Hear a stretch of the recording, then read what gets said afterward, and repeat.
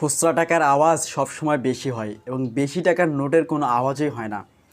তাই আপনি নিজেকে নিজের মূল্য বোঝাতে খুচরা টাকার মতো বেশি শব্দ করবেন না বা বেশি আওয়াজ করবেন না।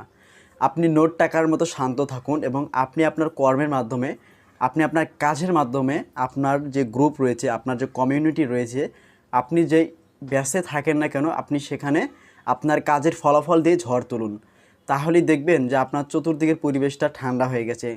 কুকুরের মতো চিৎকার করবে না, কুকুর তো সবসময় চিৎকার করে। আপনি সিংহ, আপনি বনের রাজার মতো, সিংহের মতো সবসময় শান্ত থাকুন।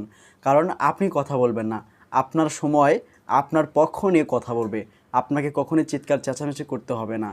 তাই যদি গভীর জলের মাছের মতো শান্ত হয়ে বাঁচুন, কারণ যেখানে পানি অল্প থাকে সেখানে মাছে লাফালাফি করে, কিন্তু ডলফিন অথবা তিমি অনেক নদীর গভীরে গিয়েও তারা চিৎকার চেঁচামেচি করে না বা তারা অনেক জোরে জোরে লাফালাফি করে না।